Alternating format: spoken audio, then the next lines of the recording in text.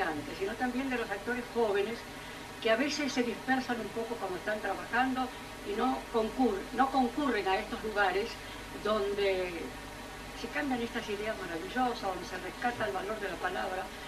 Y digo que tuve una hermosa experiencia porque compartí con ellos escenas de una obra y me pareció fantástico porque el amor que lo hacían. Muchos confesaron que no conocían la obra, siendo una obra muy conocida como Un guapo de 900, que yo hice con ellos, pero no importa, me pareció muy sincero de parte de ellas saber que no la conocían. Entonces les inculqué que la leyeran, porque lógicamente me pareció afortunado. Por eso quisiera, ya que estamos aquí todos convocados, me encantaría cuando se hiciera otra experiencia de estas, poder participar yo también, para volver a conversar con los chicos sobre otras cosas que involucran teatro, la forma de hacer teatro, la forma de estudiar teatro, la forma de ensayar teatro y la forma de amar el teatro. ¿Y podría adelantarnos cuáles son algunas de esas formas de estudiar, de hacerlo, de disfrutarlo, a que están haciendo referencia? Pero eso depende mucho del grupo con que uno se encuentre. El grupo es el que hace que uno vaya interiorizándose de una cantidad de cosas. Y vuelvo a repetir que yo que empecé en el teatro independiente, ahí fue donde aprendí lo que significa hacer teatro.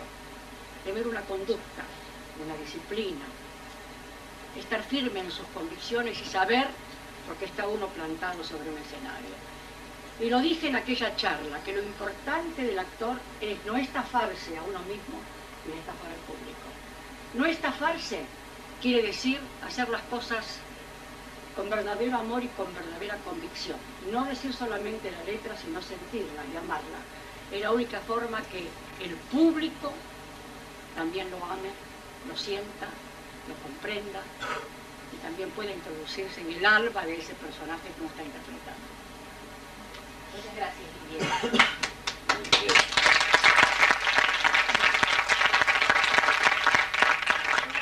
La parte joven, agregar algo, para los más grandes es un reencuentro, una recuperación. Para los más chicos o los más jóvenes es un encuentro. Es decir, yo tenía una llamita en el estómago y no encontraba el espacio, no encontraba la gente. Entonces descubrir esto es buenísimo que haya pasado. Para mí es un agradecimiento y un encuentro, para ustedes es una recuperación. Así que gracias. ¿Qué pasó hoy cuando trabajaste con María Rosa, que me dijiste, yo soy una pichi en esto? Sí, claro. Contá eso, porque esa experiencia era íntima. Pero es maravilloso. Yo de ninguna otra forma hubiese tenido la posibilidad de tener a una actriz, a una mujer de la talla de María Rosa, porque no hay acceso, porque hoy todos los lugares están cerrados, hay que golpear y patalear frente a las puertas para que algo pase. Así que por eso primero mi agradecimiento por el encuentro. ¿Y qué me pasó? Estoy sumamente emocionada. Perdón, teatro, lo que tendríamos que buscar es encontrarnos más veces con los jóvenes para transitar juntos una cantidad de experiencias que enriquezcan a ustedes para lo que viene y a nosotros nos refresque el alma con las cosas que nos pasaron. Claro. Ahí me parece que hay un episodio que viene de unos pocos años a esta parte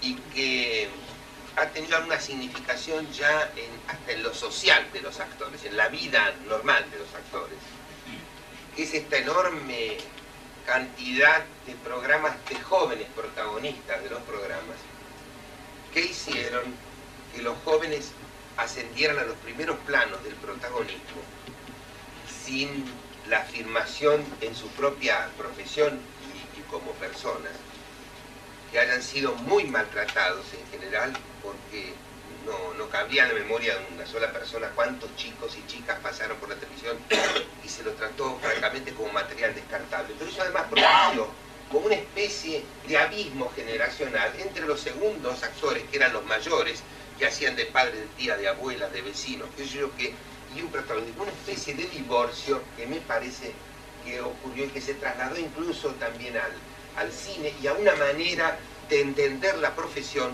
que estábamos los veteranos, que ya habíamos hecho lo que tenían que hacer, y los jóvenes que venían a hacer lo nuevo y lo que correspondía en esta etapa.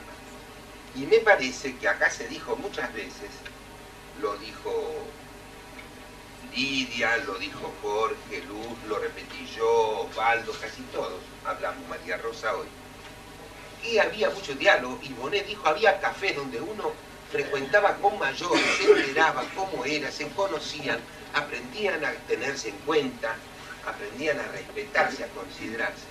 Y eso me parece que creó una especie de abismo, de separación.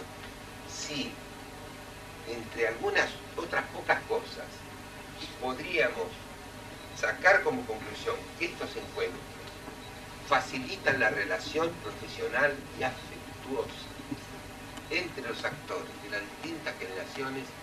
Estos encuentros han tenido éxito. Bueno, cuando yo empecé, pero hace demasiados años ya, me acuerdo que se entraba a las compañías como se podía. Generalmente se entraba en papelitos mínimos y generalmente mal pagados y a veces no pagados. Se aceptaba. Las compañías eran unas organizaciones que duraban años. Ahora no, el espectáculo, se hace un espectáculo, se cambia, se viene, se hace otro, y nosotros nos encontramos, después nos encontramos, después nos volvemos a encontrar. Pero en aquella época las compañías duraban años. Estaba la compañía de Eva Franco, años, la compañía de Arata, ni hablar, la del Niño de Galiti. Eran como establecimientos que estaban rodeados de todo, tenían su propia publicidad, tenían su propia organización interna, sus jerarquías dentro de la compañía, muy establecidas, y ahí se ingresaba como se podía. Uno pedía un papel un día, uno ingresaba, y a lo mejor si caía bien, se le caía bien al jefe, al capo cómico, o si caía bien, de repente tenía otro papelito en otra obra, de repente otro papelito, y así se iba más o menos evolucionando. Y su condición. No, era evidente que la exigencia era muy grande. La exigencia natural, no era que alguien fuera muy exigente, es que la exigencia natural, había que ser buena persona, había que ser, todo eso es una condición, pero y había que tener expresividad, fuerza, gracia, lo que fuese en el escenario, y saber congeniar con los demás. El repertorio estaba muy centrado en el capo cómico, es decir, él elegía sus obras. Era muy difícil ser segundo en esas obras, como decía muy bien Milagro de la Vega. Era muy difícil, porque realmente el primer actor elegía las obras para él y se las escribían para él. Llevaban las obras que habían escrito los autores para él, y él elegía. Y después hacía el reparto. Generalmente existía una cosa que ha desaparecido ya. Era el actor de carácter, el segundo galán, el primer galán, el galán de amor, qué sé yo, había la dama joven, la dama que sé cuánto. Había toda una especie de jerarquía digamos, de ordenamiento en cuanto al tipo de papeles. Uno entraba como actor joven y después se seguía lo que fuese. Si era buen mozo, interesante, lindo, pasaba a ser un galán joven, y después un galán más maduro, etcétera, etcétera, etcétera. Pero estaba todo muy organizado. De manera que de repente los actores hacían sus carreras adentro de una compañía. Y cuando alguna vez tenían un gran éxito, fue el caso de Sandrini, que era un actor común, y de repente se hizo 3 berretines y apareció Sandrini, que era un hombre muy joven y enormemente gracioso, y de repente, ¡pum!, al poco tiempo hizo su propia compañía. Es decir, cuando alguno se destacaba, hacía su propia compañía y empezaba su transitar por el mundo del teatro. Como el texto de... Maestro, otra que se enteró cuánto gano.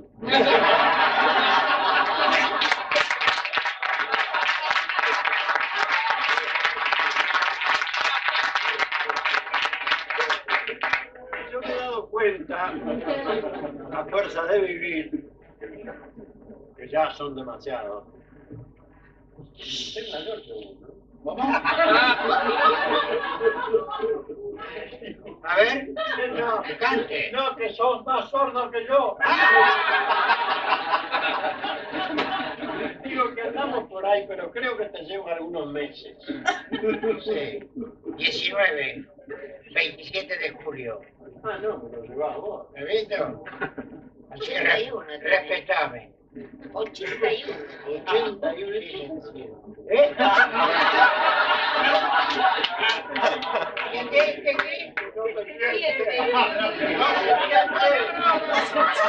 No. Vos me preguntaste qué se siente. Nada.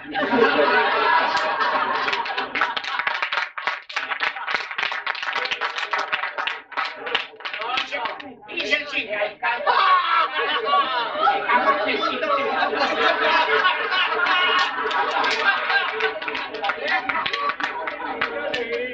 Estoy acostumbrado a trabajar con segundos. Nada. No le alcanzo la chata. Ay, la alegría de no ver,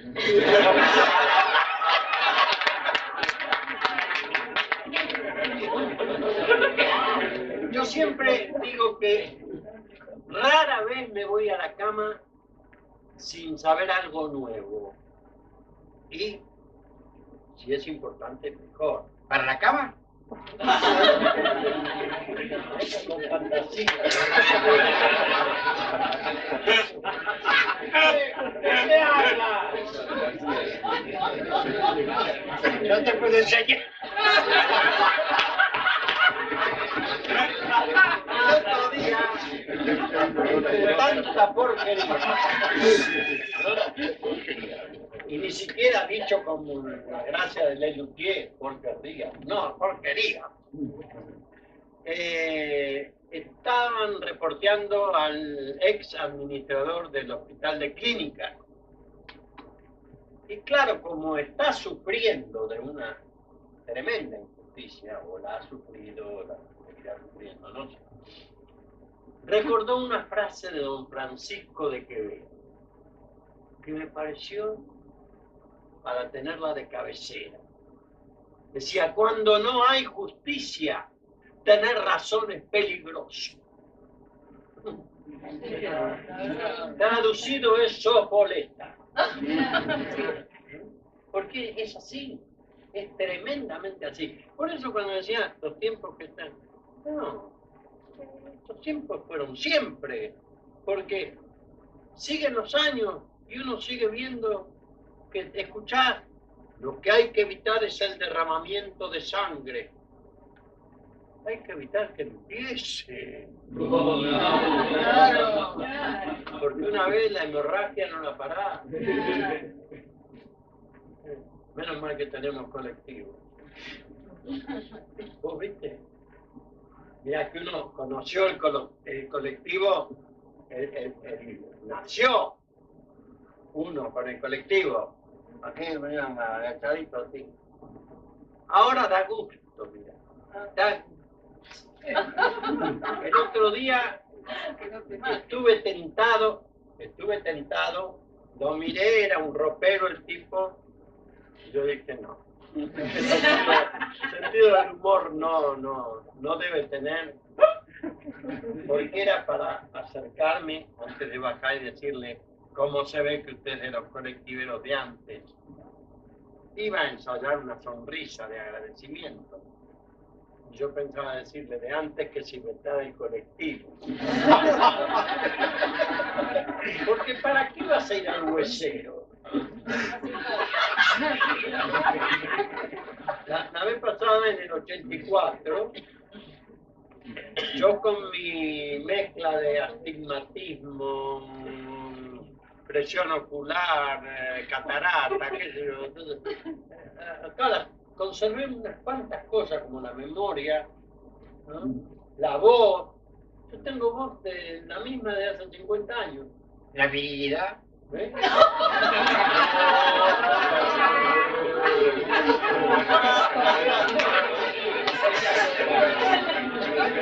Una mañana erótica.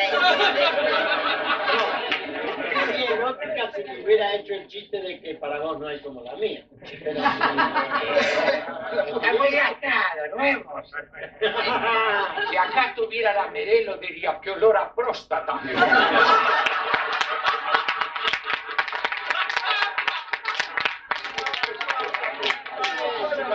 perfecta. Te invito a vos cuando haga la merenda. ¿Verdad? Sabés que es mucho más fácil, ¿no?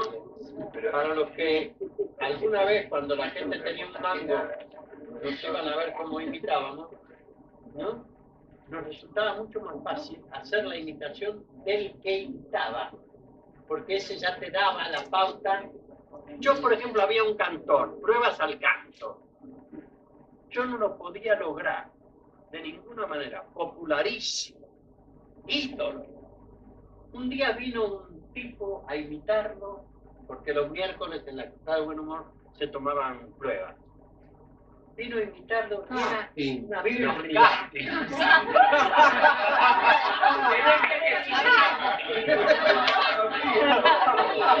Me estoy actualizando todo lo que puedo. Ya tenés el muñeco, ¿no?